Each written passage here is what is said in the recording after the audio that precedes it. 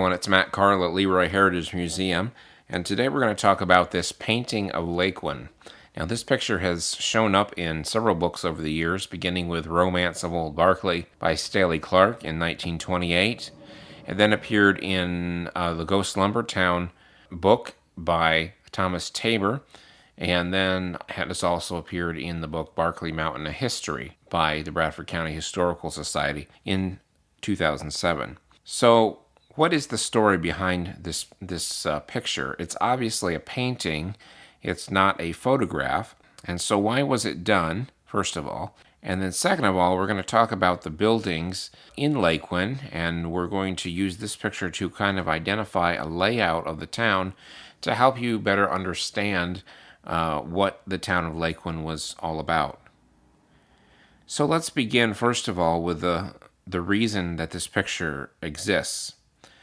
This picture was painted for the Barkley family who lived in Laquin and who operated the town.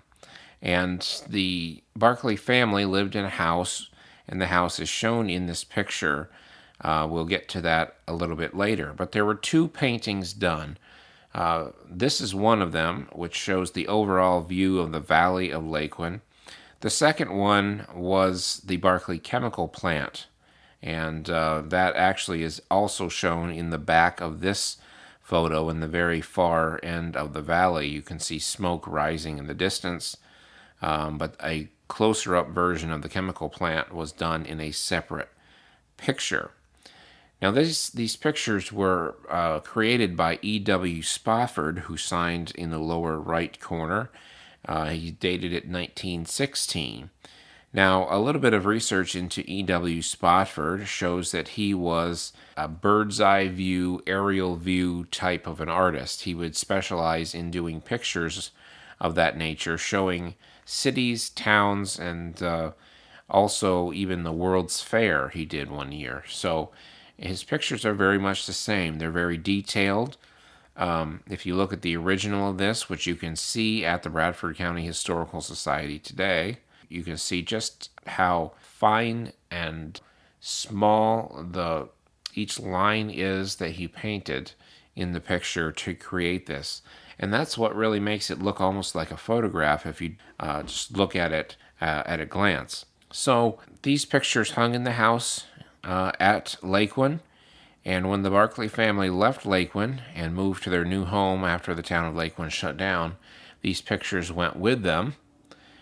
They were later given to Jim Smith, who was researching the history of the mountain, and Jim Smith's wife later transferred them to the Bradford County Historical Society, where they have been ever since and are on display today. Let's talk a little bit about the buildings and what you actually see here in this picture. Of course, the focal point of the picture is the sawmill, which is at the dead center of this painting. You will see then to the left of that is the stacks of lumber. They are a white color in this painting. So the sawmill was made up of different sections, and so if you go back to the center of the painting, you see the large building that was the sawmill, and there are two smokestacks coming up out of the powerhouse that was behind the sawmill. And so that's, if you look for those two smokestacks there, and then there's a third smokestack far off to the left, and that's the kindling wood factory that was out behind the sawmill, but was connected and took scrap from the sawmill. Up above the sawmill in this picture, you'll see the log pond. Now, that is where they brought in the logs from the woods on trains. From up above, they brought the logs down along the pond, and the tracks along the pond sloped toward the pond so that it would slightly tip the train, and they would roll the logs just by gravity off the cars on into the log pond. And then the logs would move toward the jack slip, which then grabbed the logs and jerked them up inside of the sawmill. They would then go through the sawmill, be cut up in a large bandsaw. The person responsible for doing this was one of the highest paid in the sawmill along with the people who were responsible for sharpening the blades, because you had to keep the sawmill going, and that was an important job. So a lot of lumber was produced in there. There was also lath in there. The sawdust from the sawmill actually went right down into the boilers and helped to create the steam for the steam engine that would power the mill. So nothing was really wasted. In fact, they had sawdust left over as well that they would ship out of town. And the lumber, when it was finished, would come out the end of the mill on these raised docks. Now you can see those in the painting. On the lower side of the sawmill, you see kind of three archways at the end of the building, and there are tracks that come out of there, and these cars roll on the tracks, and the lumber is stacked on the cars. And so you roll those out there, and then there are these raised elevated platforms that run down throughout the rest of the valley there, in between the stacks of lumber. These are around 20 feet tall, and these are places where you would stack the lumber in order to dry. A lot of men worked out there in the yard. They had to wear leather chaps and gloves and so on in order to do that job. On Sundays, this was a favorite place for kids to play, even though there was a watchman that would keep watch over the yard for fires and such. The kids liked to play hide and go seek in between these piles, and they would run and try to get away from the watchman, who would try to catch them if he saw them playing in a place where they were not supposed to. So it was great fun for the kids as well on the weekends. Again, out back of the sawmill was the kindling wood plant, and so you see that rising up. There's one smokestack there and a couple of buildings, one very tall building, and then a short building that's connected to the right side of it. Now, a kindling wood plant is a place where you are producing kindling wood to be used in kitchen stoves of places, especially in cities, where people could not go out into their backyard and chop firewood in the morning in order to throw that into the stove. So they had to buy kindling wood in order to light their stove in the morning and do cooking and so on. And so what happened here in this mill is that they would take leftover parts and pieces from the sawmill, would run out there.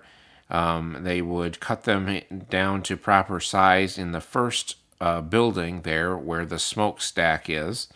There were two boilers in there that created the steam and then ran in pipes over to the other building, and that taller building, which had a conveyor that went up to it from the first building and dropped the wood down inside, where it would dry in the extreme hot steam inside that building.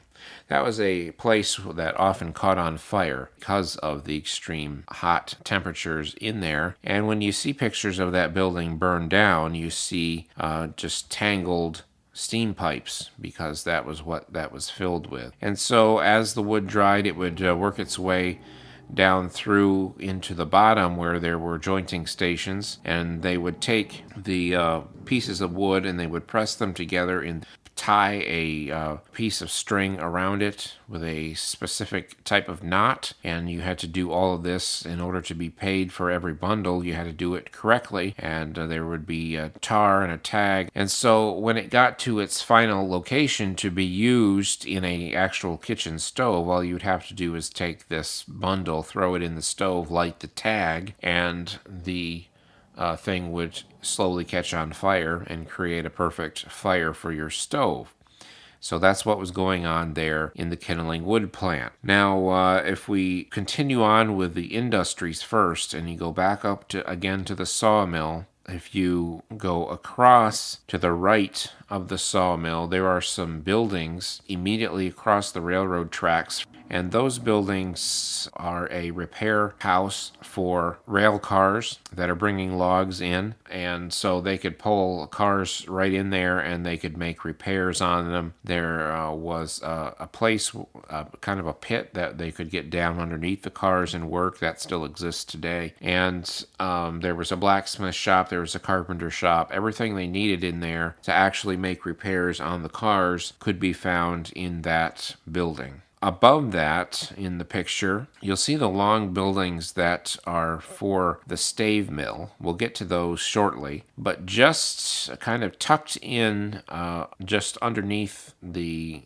long buildings, you'll see a small plant, a small factory with a smokestack coming up out of it there. And that is the hub and veneer plant. And the purpose of that plant was, first of all, to create hubs for the center of wooden wagon wheels, something that they eventually stopped doing because they continued to crack. But they also produced beech chips for Anheuser-Busch. Those were used in the brewing process in vats.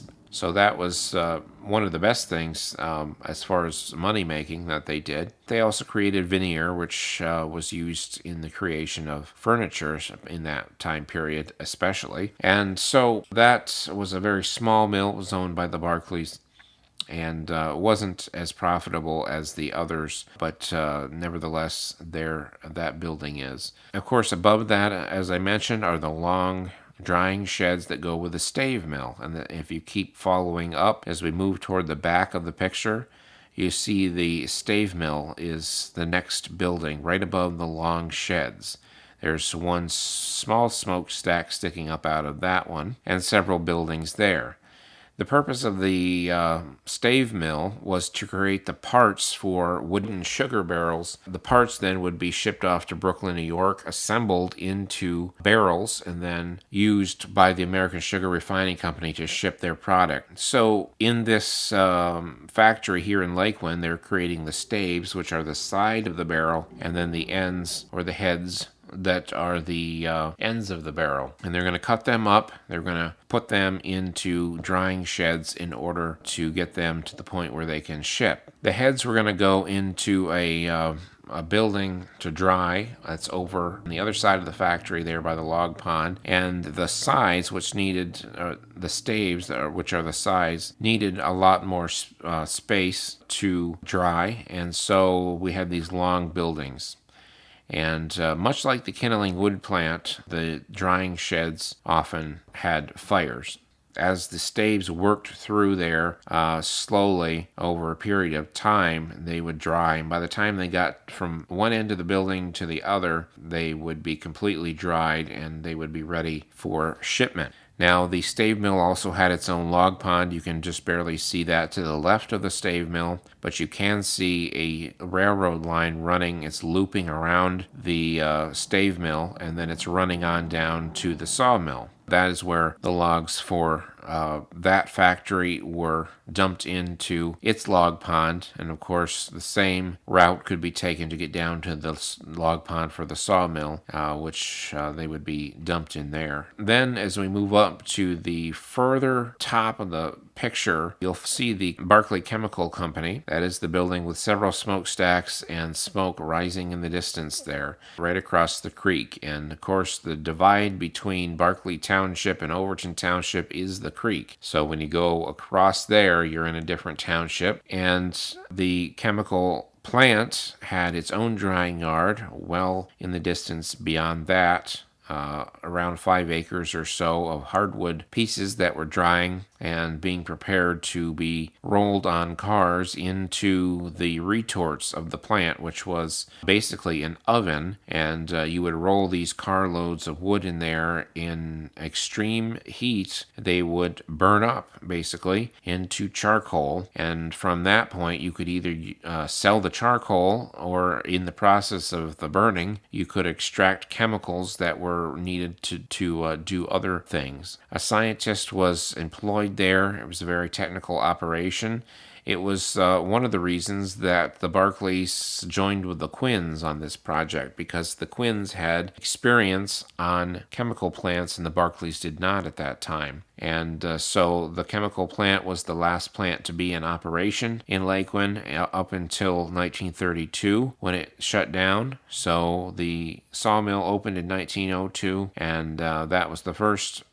factory there, the first industry there, and then the final plant was the chemical plant that shut down in 1932. So 30 years of operations total. So if we come back down to what people called downtown Laquin, if you go below the sawmill in the picture, you'll see one large, long building. You can't miss it. And to the right of it is the ball diamond. Now, the ball field right there is where the Laquin team would often play visiting teams that would come in on the railroad from around Bradford County and other places. The Laquin team was known far and wide as being a very good team. So the ball games would draw many people from around town when they occurred, and baseball was very popular in Laquin. To the left of the baseball field is the store, and the store actually faces the baseball field. The part you see in this picture is the side of the store, which faces the railroad tracks. When trains came into town, deliveries for the store could be made right there on a siding right next to the store, where there was a raised platform, and the train would pull up, and the cars would be, the floor of them would be level with this platform next to the building. So you could roll products right straight out of the train and onto the platform, and then wherever it needs to go, into whatever door in the store it needed to go. Right to the left, on the very corner of the store, is the railroad depot as well, and that is where many people arrived and departed from Laquin. The S&NY Railroad was the railroad running through town. So Laquin was a stop on the Susquehanna and New York Railroad. Now, around the back of that long building, which is the store, there was several things connected. There was an ice house there, and there was an office building that was connected and contained an office staff that ran the operations of the Barclays, whether it be for the sawmill, for the chemical plant, for the hub and veneer plant, whatever needed to be done. All of the Barclay interests were being handled right there. Watson Barclay had an office in there, of course the office staff, and then there was a large company safe in there, and when that building later burned down many years later, that safe was the only thing standing in addition to the foundation for a while. Now, moving directly across the railroad tracks from the depot, there is a wooden building running kind of opposite to all of the other buildings surrounding it, the roof line anyway, and that is the first school in Laquin. And that was built originally to be a house, and it was turned into a school and was donated for that purpose, and then expanded in order to hold the lower grades until such time as another school was built in another location in town, which we will get to in a minute when we get to that part of town. So this ended up being the school for the lower grades of Laquin for several years. Moving to the right of that is the restaurant and the ice cream parlor and the pool room. So those were located in the first floor. And then in the second floor was a hall that was used for a number of purposes. The Oddfellows had a lodge there, public elections, public meetings, other fraternal and community organizations held meetings there. Dances for the school were held there. You name it, it all occurred in the second floor of that building. Now, in that building, toward the front side, facing the store, was a stage, and then in the back end of there was closets to hold the regalia and everything for the Oddfellows Lodge and others. Moving on, the next significant building to the right of that was the hotel. That is the building shaped like an L, and the hotel was a 3-story building and was both a hotel for people coming in and visiting, but also was a boarding house for single men who did not need to live in an entire house or could not find a home in one of the boarding houses around town, the hotel would be a place where they could stay. Just to the right of the hotel is the post office. The post office faced the railroad tracks, and then on the side, which you can see in kind of the back corner on the side facing us, there's kind of a storefront there, and that is the barber shop for Laquin, located in the same building as the post office. If we move up around to the right of that, you follow the road there to the right. There's kind of a clump of trees, and then there is a large building, and that is the Barclay House. Now, below that, through the clump of trees, is another house that is sitting there facing back toward the hotel. It's kind of an L-shaped house, and that is the doctor's house, and his office and home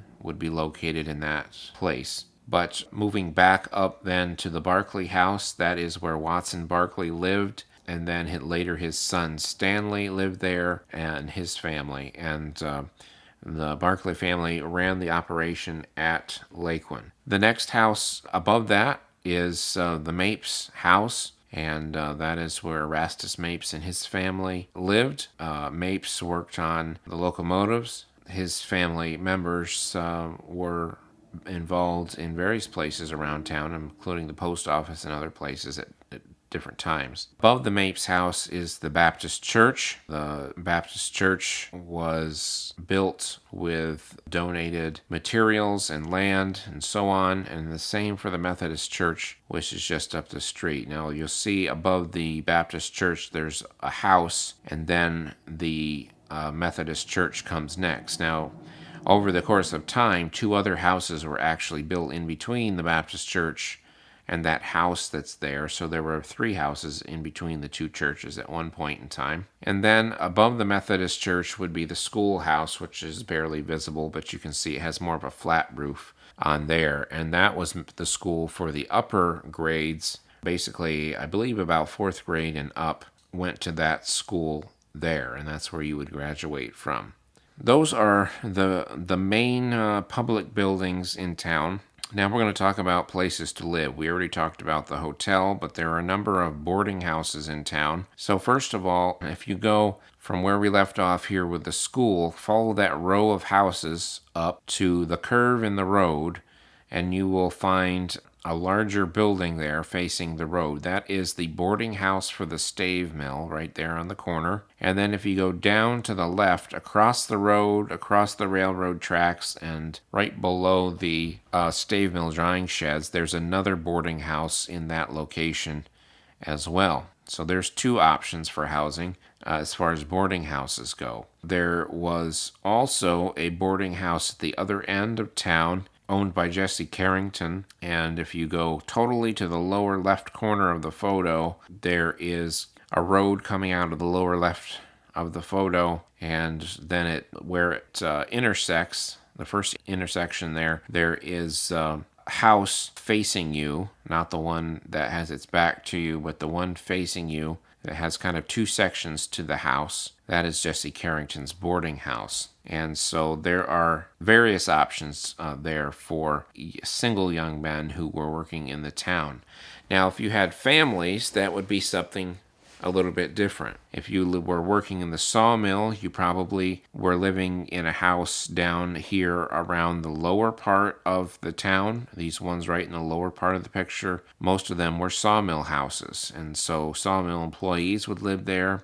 Some of them might be half houses, other might be full houses, but they would be comfortable for families that were living there in town.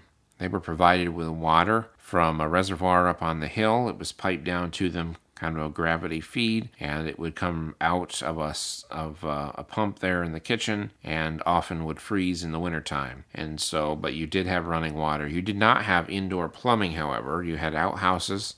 Each one of these places had its own outhouse, and in fact, you still see those outhouse holes today in Laquin. Some of the coal miners who worked up on the mountain to provide coal to both the railroad and to the chemical plant, some of them lived down in these houses along the tracks and on this end of town here. That meant that they would be able to ride up on the dinky railroad in order to get to the mines. So the railroad for one of the coal mining companies, they were bringing coal down to the railroad into a tipple, and Gunton's tipple is located there in the lower left corner of the picture. You see a building that looks like a cross, and there are tracks leading up to it. That is Gunton's tipple, where they would load the coal coming down off from the mountain up there in between Carbon Run and Barkley, and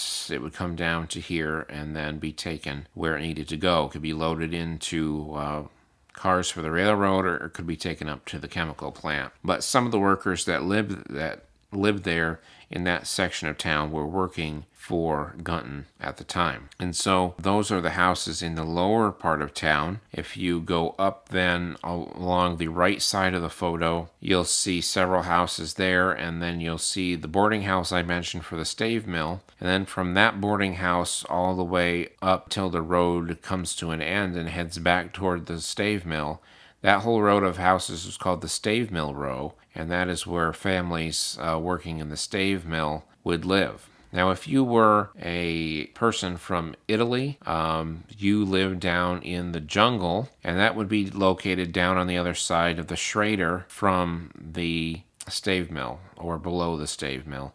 So you'll see several houses below the stave mill and across the creeks in that area there. And the jungle was located in that area. And that is where Italian people most often lived. And a lot of them did not speak English. They kind of lived off by themselves, and they raised their families down in that area. And so you'll see other houses along the creek. That's not necessarily part of the jungle, but it's other housing. And in order to get over to those, you'll see footbridges all the way up through. Beginning in the lower left corner, you'll see a footbridge there, and then another footbridge up behind the log pond, and then another one up where the jungle is to get over to the chemical plant side. The road curves around and hooks into the road for the chemical plant. The railroad is what crossed the creek right where you drive across the creek in Laquin now to get over to that side where the chemical plant was. That was the railroad bridge at that time. That was not a bridge to drive across necessarily. So